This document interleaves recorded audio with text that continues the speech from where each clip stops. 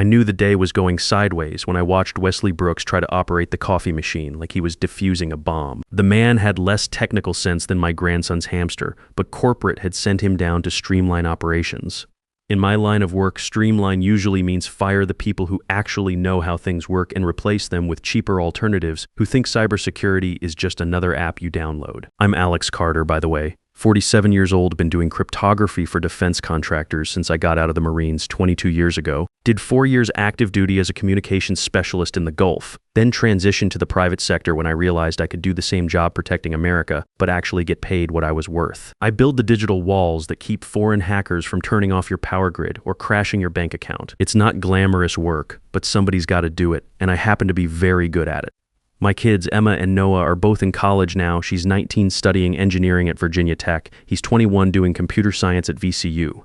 Smart kids, smarter than their old man in some ways.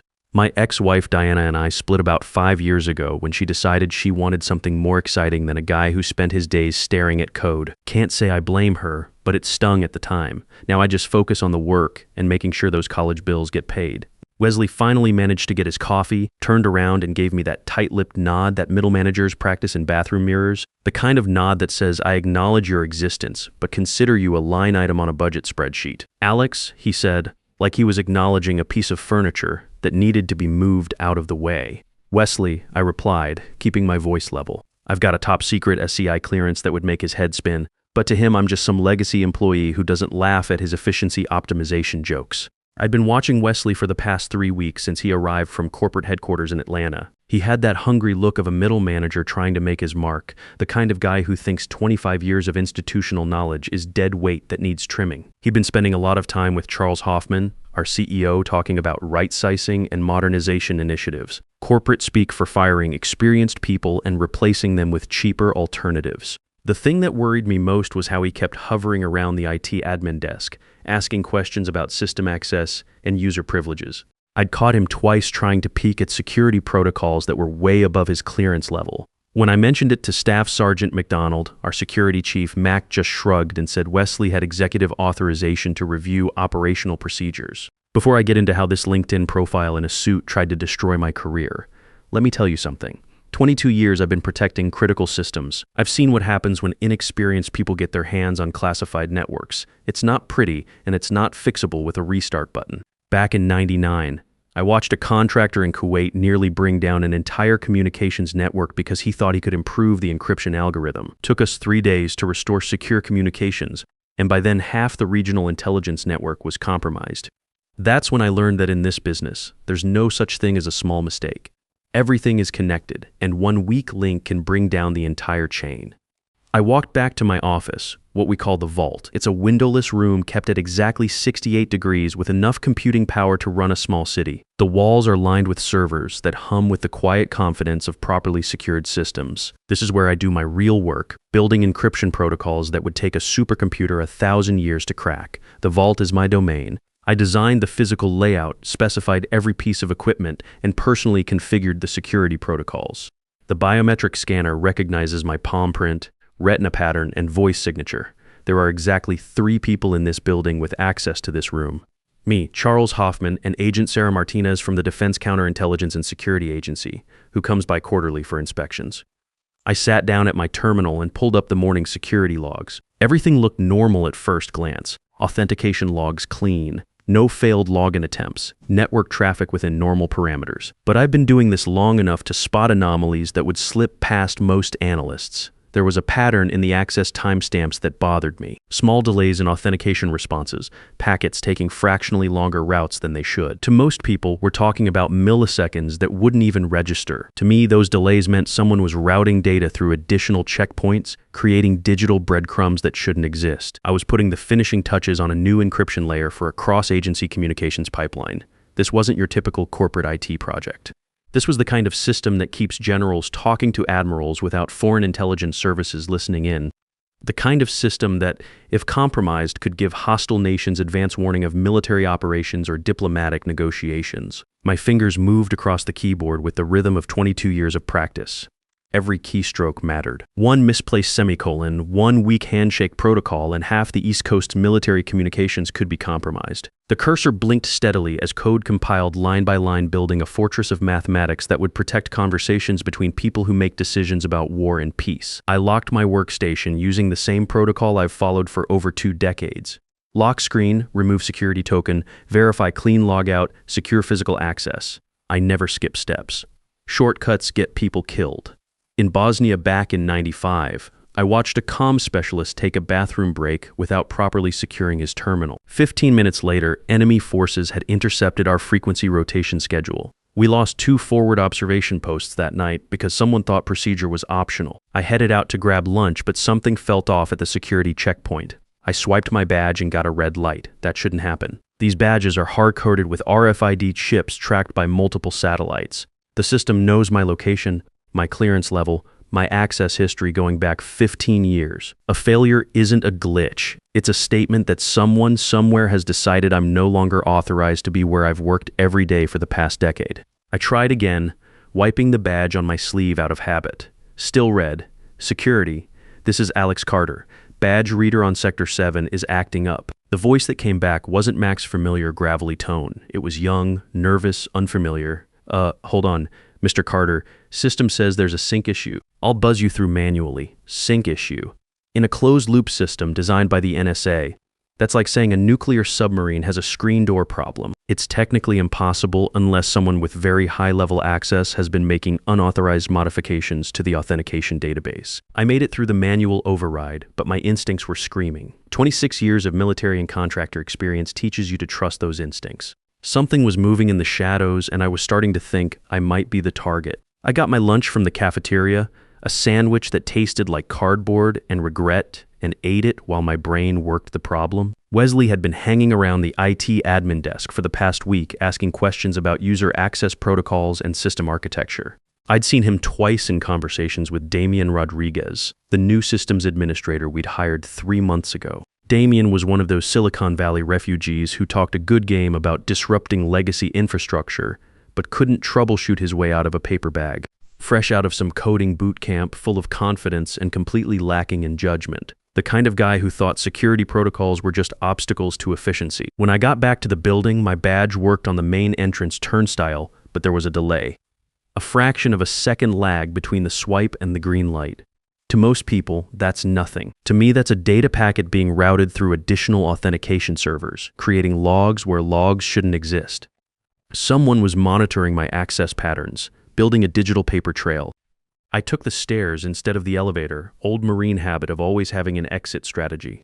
The 4th floor hallway was unusually quiet. Perry Washington, one of my junior analysts, was at his desk looking uncomfortable. "Hey Perry, everything all right?" He glanced around nervously. "Alex, can I talk to you?" Privately, we stepped into a conference room. Perry was 26, fresh out of Georgia Tech, with a master's degree in cybersecurity. Good kid, reminded me of myself at that age, eager to prove himself but smart enough to ask questions when something didn't make sense. "I've been monitoring the network traffic like you taught me," he said. "There's something weird happening, unauthorized queries running against the personnel database. Someone's been pulling access logs, clearance records, employment history, whose records, yours, and about 6 other senior staff members. All the guys with over 15 years experience. My blood pressure spiked, but I kept my voice calm. When did this start? 3 weeks ago. Right after the new management consultant arrived, Wesley. The pieces were falling into place like a tactical pattern recognition exercise. He wasn't here to streamline operations. He was here to conduct intelligence gathering for a personnel purge. The classic corporate playbook. Identify your highest paid employees, build a case for their dismissal, replace them with cheaper alternatives. "Perry, I need you to do something for me. Can you trace the source of those queries?" "Already did. They're coming from an admin account that was created 2 days after Wesley Brooks arrived. The account has elevated privileges that bypass most of our monitoring systems, who authorized the account creation. Charles Hoffman signed off on it. Emergency management access for operational review. Our CEO had handed Wesley the keys to our personnel kingdom. This wasn't just cost-cutting. This was a coordinated attack on institutional knowledge. I got back to the vault and sat down at my terminal. Everything looked exactly as I'd left it, but there was something different about the desktop environment. A terminal window minimized in the corner that I hadn't opened. a file directory timestamp that was 20 minutes newer than when I'd locked the system. Someone had accessed my workstation while I was at lunch. I didn't move the mouse. I didn't gasp or curse or do any of the things a normal person might do when they realize their secure workspace has been compromised. 26 years of experience had taught me to become part of the furniture when gathering intelligence. I pulled up the access logs using a keyboard shortcut sequence that bypasses the standard graphical interface. A little trick I'd programmed for myself back in 2018 when I suspected a contract employee of selling system vulnerabilities to foreign buyers. The raw logs told a story that would make any security professional break into a cold sweat. Someone had accessed my terminal at 12:47 p.m. using administrator override credentials. They'd attempted to copy the entire classified project directory but failed because their command syntax was wrong. Amateur hour. They'd tried to export files to divided blunel, probably thinking it was a hidden folder, when in reality they'd just sent everything into a digital black hole. The intrusion was clumsy, obvious, and completely unauthorized. But it was also evidence that someone with admin access was trying to steal classified defense projects. That's not a firing offense, that's federal prison territory. I reached into my pocket and pulled out what looked like an ordinary tube of lip balm. It wasn't. Inside the plastic casing was a high-capacity USB drive specifically designed to look like something you'd find in any office worker's desk drawer. I'd learned this particular trick from a counterintelligence seminar back in 2015. I plugged the device into a maintenance port on the back of my tower, a connection point that isn't monitored by standard data loss prevention software because I'd personally written the monitoring exceptions during the system's initial configuration. I initiated a silent backup of the server activity logs, every keystroke, every failed authentication attempt, every unauthorized system query from the past 72 hours. The transfer ran quietly in the background while I continued my normal work routine, building plausible deniability in case anyone was monitoring my screen activity. You want to play intelligence games, Wesley? I thought to myself. Let's see how good you really are. The download finished in 8 minutes. I pocketed the lip balm device, straightened my jacket, and went back to coding like nothing had happened. But the air in the vault had changed. It no longer smelled like ozone and recycled air. It smelled like a trap being carefully constructed around me. The summons came at 9 a.m. sharp the next morning. An Outlook calendar invitation titled Personnel Review Meeting, with high importance flagging, no agenda attached, no additional details. Just me, Wesley Brooks, and Linda Thompson from Human Resources, a nervous woman who'd been with the company for 8 years and had never fired anyone more senior than a summer intern. I arrived exactly on time. Military punctuality is a hard habit to break, and it tends to unsettle people who mistake promptness for eagerness. The conference room had those glass walls that pretend to offer privacy while ensuring everyone in the office could watch your professional execution. Wesley was already seated, wearing a navy blazer over khakis, the uniform of middle management trying to project authority they hadn't earned. He had a manila folder positioned precisely in front of him, tapping it rhythmically with his index finger like he was sending Morse code signals. Linda Thompson sat to his right, shuffling through a stack of papers with the nervous energy of someone who knew she was about to participate in something morally questionable but legally defensible. "Alex, please sit down," Wesley said, gesturing to the chair across from them. His voice carried that false gravity that consultants practice in front of mirrors. I remained standing for exactly 3 seconds longer than socially comfortable. Another old military trick that establishes subtle dominance before taking the offered seat. "Good morning, Wesley. Linda, is there an issue with the cross-agency communications project? The encryption layer completed final testing yesterday." "This meeting isn't about your current assignments," Wesley replied, opening his folder with theatrical precision. "We've received notification from the Defense Office of Personnel Management regarding your security clearance status." He slid a single sheet of paper across the table. Company letterhead, formatted in official-looking Arial font, but no federal watermarks or authentication codes that would accompany genuine government correspondence. I read the document without touching it. Subject: Security Clearance Administrative Review. Agent: Alexander Carter. Status: expired pending reinvestigation. Effective date: immediate. The document was a masterpiece of bureaucratic fiction. It cited non-existent regulations, referenced phantom oversight committees, and claimed authorization from agencies that don't handle contractor clearances. Someone had spent considerable time researching government procedures just enough to fool HR departments and corporate executives who'd never actually dealt with federal security protocols. "This is creative fiction, Wesley," I said, keeping my voice level and professional. "My TS/SCI clearance is current through 2027. The periodic reinvestigation was completed 18 months ago with no adverse findings. Furthermore, Clearance revocations are communicated directly to the subject through secure federal channels, not through corporate human resources. Wesley's eye twitched slightly. He'd expected confused compliance, not informed resistance. The bureaucracy can be complicated, he replied, falling back on his rehearsed talking points. What matters is that Fortress Defense Systems can't legally employ personnel with lapsed security credentials. It's a liability issue. Show me the official notification. I said federal security revocations include specific case numbers, reviewing official signatures, and appeal procedures. This document has none of those elements. Linda Thompson cleared her throat nervously. Alex, we understand this is frustrating, but company policy requires immediate action when clearance issues arise. We've prepared a separation package, 4 weeks severance plus extended health benefits. If you sign the voluntary resignation agreement today, we can process everything smoothly. 4 weeks severance. For 22 years of service protecting critical defense systems, the insult was almost artistic in its precision. I'm not signing anything, I stated clearly. If you're terminating my employment, document it officially. Put fired due to security clearance revocation in my personnel file. Make it part of the permanent record. Wesley's mask of professional courtesy slipped for just a moment, revealing the predatory satisfaction underneath. Fine, Alex.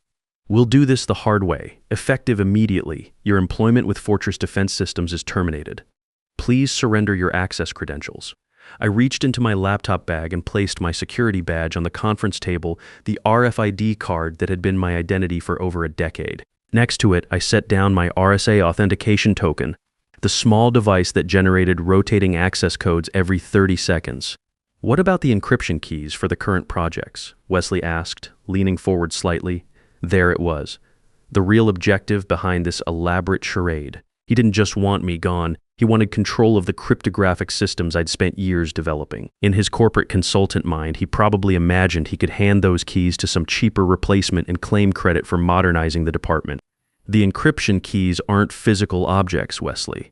I explained slowly, as if teaching basic concepts to someone genuinely confused. They're algorithmic sequences that regenerate every 6 hours based on biometric authentication patterns. The system requires my personal security profile, retinal scan, palm print, voice pattern recognition to generate valid keys. There must be some way to transfer access, he insisted. There is. It requires federal oversight, security interviews, and about 6 months of bureaucratic processing. You'd need to submit formal requests through the Defense Counterintelligence and Security Agency, provide detailed justification for the transfer, and undergo extensive background verification. Wesley's face was turning an interesting shade of red. His quick corporate solution was colliding with the reality of how classified systems actually work. We'll figure it out, he snapped. Staff Sergeant McDonald will escort you from the building. I stood up, gathering my dignity like armor. Wesley, you really don't understand what you're dealing with here. This isn't updating software or replacing office equipment. These are national defense systems with safeguards built by people much smarter than either of us. As I walked toward the door, Wesley called out behind me, "Your replacement starts Monday." Fresh perspective, modern approaches. I paused at the threshold. Good luck with that. Mac walked me to the main entrance, his weathered face showing genuine confusion. 20 years of military police experience had taught him to spot real security threats, and firing the lead cryptographer didn't fit any threat pattern he recognized. This doesn't make sense, Alex, he said quietly as we reached the lobby. Your clearance file shows active status through 2027. I checked the system myself after Wesley's people started asking questions. Keep that information close, Mac. Something bigger is happening here. I got in my car and sat there for exactly 60 seconds, hands steady on the steering wheel. Not from fear or shock, but from the controlled adrenaline rush of a professional who just watched someone make a catastrophic mistake. Wesley had lied about federal security credentials. That's not a corporate policy violation or an HR issue. That's a felony carrying mandatory prison time. And I had evidence. I didn't drive home to sulk or update my resume. I drove to an unmarked office building 5 miles from the base, a federal liaison facility where cleared personnel can report security breaches through channels that bypass potentially compromised corporate management. The parking lot contained the usual collection of government vehicles, black SUVs, unmarked sedans, and pickup trucks that looked civilian but had too many antennas. I grabbed my lip balm USB drive and walked into the building that didn't officially exist on any public directory. 48 hours later, Wesley Brooks discovered the difference between corporate authority and federal oversight. I wasn't there to watch the unraveling, but Perry Washington called me that morning with updates that sounded like something from a spy thriller. Military police had arrived at 7 a.m. in 3 black Suburbans. Agent Martinez from the Defense Counterintelligence and Security Agency was conducting interviews with senior staff. Wesley and Charles Hoffman were in separate conference rooms with federal investigators who didn't accept corporate explanations for security protocol violations. The best part, Damian Rodriguez, Wesley's hand-picked replacement, had managed to trigger every security alarm in our digital infrastructure. Apparently, his modern approach to encryption involved downloading open-source code libraries from public repositories and attempting to integrate them into classified defense systems. The automated intrusion detection systems interpreted his actions as a coordinated cyber attack and initiated lockdown protocols that would take weeks to reverse. By 10 a.m., Fortress Defense Systems had lost its primary government contracts. By noon, Wesley Brooks was in federal custody. By 2 p.m., Agent Martinez was calling my personal phone with a job offer that came with a significant pay increase and direct federal employment status. Mr. Carter, the department needs someone with your expertise to lead a new cybersecurity initiative. No more corporate middlemen, no more cost-cutting consultants. Just you, your team, and the resources necessary to protect critical infrastructure. I accepted on the spot. The transition meeting took place in the same conference room where Wesley had tried to destroy my career 72 hours earlier. Agent Martinez sat where Wesley had been, but her folder contained actual federal documents with real signatures and legitimate authority. The investigation revealed systematic security violations, she explained. Mr. Brooks falsified federal clearance documents, authorized unauthorized access to classified systems, and attempted to transfer sensitive defense technologies to uncleared personnel. Mr. Hoffman signed off on security protocol changes without proper federal notification. She slid a real federal employment offer across the table. We're establishing a new Defense Cyber Operations Division. You'd be the senior technical director, reporting directly to the Pentagon. Your first assignment would be rebuilding the systems that Mr. Rodriguez managed to compromise. 3 months later, I was sitting in a much larger office with actual windows and a budget that didn't require justifying every equipment purchase to cost-cutting consultants. My new team included Perry Washington, who'd earned a security clearance upgrade for his role in documenting the security breaches, and 12 other experienced professionals rescued from various corporate contractors who'd prioritized profits over protection. Wesley Brooks pleaded guilty to federal fraud charges and received 3 years in minimum security prison, plus a lifetime ban from government contracting. Damian Rodriguez was quietly escorted back to California with instructions never to apply for security clearances. Charles Hoffman lost Fortress Defense Systems when their remaining contracts were terminated for security violations. The morning news mentioned a routine restructuring of defense contractor oversight, but the real story never made headlines. Corporate executives don't like admitting they nearly compromised national security to save money on payroll. I kept the lip balm USB drive as a reminder that documentation beats desperation every time. It sits in my desk drawer next to a commendation letter from the Secretary of Defense and a photo of Emma and Noah at their college graduations, paid for with my new federal salary and the satisfaction that comes from work that actually matters. Looking back, Wesley Brooks did me the biggest favor of my career. His greedy incompetence freed me from corporate bureaucracy and connected me with people who understand that protecting America isn't a budget line item to be optimized. Sometimes the best revenge is just letting people destroy themselves while you document the process. I've told this story to a few guys I know, veterans, contractors, guys who've been around long enough to recognize the pattern. They all ask the same thing: what's the takeaway? You know what the real lesson here is? It's not about corporate politics or office revenge stories. It's about something much more fundamental. There's a difference between price and value that too many people in positions of authority refuse to understand. They see a salary and think it's an expense to be minimized. They don't see the decades of experience, the institutional knowledge, the professional relationships that keep critical systems running when everything else fails. Every organization has people like Wesley Brooks, managers who mistake cost-cutting for leadership, who think expertise is replaceable with enthusiasm, who believe that loyalty should flow upward while trust flows downward. And every organization has people like me, professionals who do the real work, who maintain the standards, who remember why the rules exist even when it's inconvenient. The system works when the right people are watching, when competent authority figures recognize actual expertise and support it with proper resources, when documentation matters more than politics and results matter more than relationships. If you're reading this and recognizing your own workplace, remember that experience has value, competence has power, and sometimes the most professional thing you can do is refuse to be complicit in someone else's incompetence. The code always remembers, and there's always someone watching the watchers, even when they think they've turned off all the cameras.